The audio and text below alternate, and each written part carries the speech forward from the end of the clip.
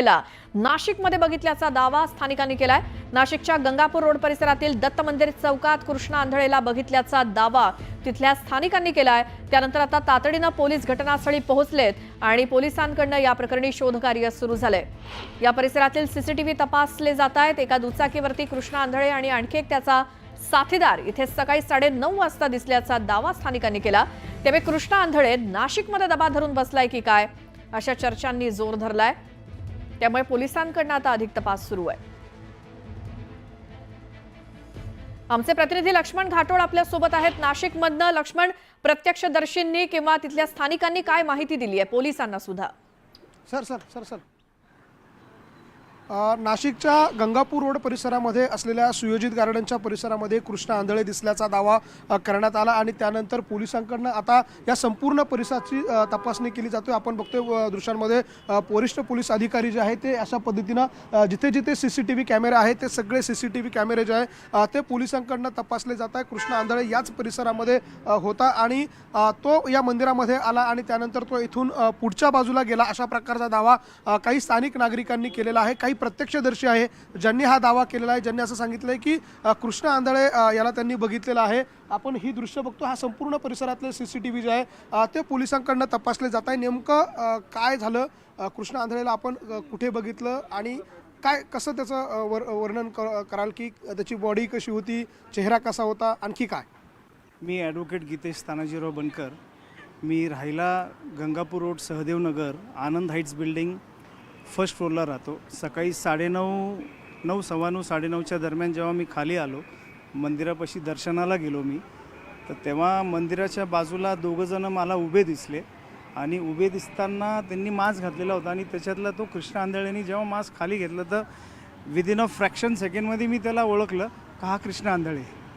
आणि जेव्हा बघितलं त्याची माझी नजर झाली आणि हळूच गाडीवर बसून तो मखमालाबादच्या दिशेने निघून गेला। त्याचा पाठलागही केला पण तो तिथून पसार झाला। परंतु 9:42 मी गंगापूर पोलीस स्टेशनला माझं नाव, माझं फोन नंबर हे सगळं दिलं आणि तिथं लगेच राजपूत साहेब आणि PI साहेब सगळे आले आणि तपास करत होते।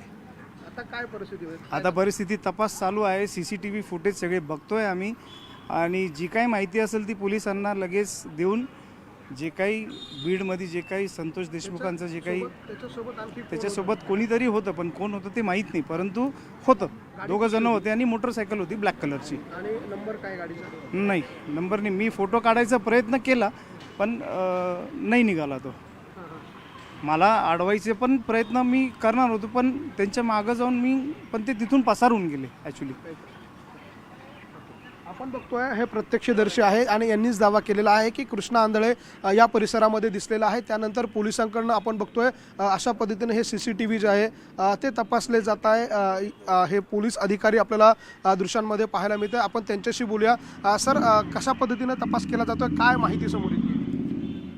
जशी माहिती मिळाली यांच्याकडून आम्ही त्या पद्धतीने त्यांनी सांगितल्याप्रमाणे आपण त्या वर्णनाच्या इसमांचा आणि मोटरसायकलचा शोध घेणे कामी 3 ते 3 पथके रवाना केलेले आहेत। रस्त्यावरील CCTV कॅमेरे चेक करीत आहोत, पुढील तपास करीत आहोत। जसं माहिती मिळेल आपल्याला कळवण्यात। आपण बघतोय अशा पद्धतीनं ह्या दुकानाचे हे CCTV आहेत आणि या CCTV हे बघा आपण दृश्यांमध्ये बघतोय अशा पद्धतीनं पोलीस जे आहे ते हे CCTV जे आहे ते तपासताय। CCTV मध्ये त्याची गाडी दिसते का, कारण याच परिसरातून कृष्णा आंधळे गेल्याचा दावा आहे आणि अशा पद्धतीनं पोलीस जे आहे ते प्रत्यक्षदर्शींच्या मदतीनं या सगळ्या प्रकरणाचा तपास करताय। माझ्या मागच्या बाजूला देखील आपण पोलिसांची काही पथकं आल्याचं बघतोय।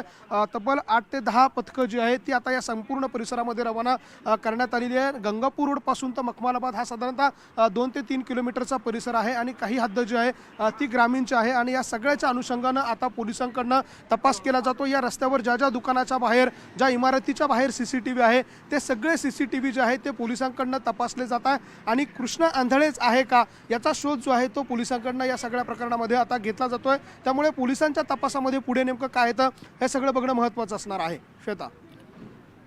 लक्ष्मण, धन्यवाद या सगळ्या माहितीसाठी आणि याचे सगळे अपडेट्स सुद्धा तुम्ही घेत राहा। काय कशा पद्धतीने तपास लागतोय या प्रकरणात, जसा दावा प्रत्यक्षदर्शींनी केलाय।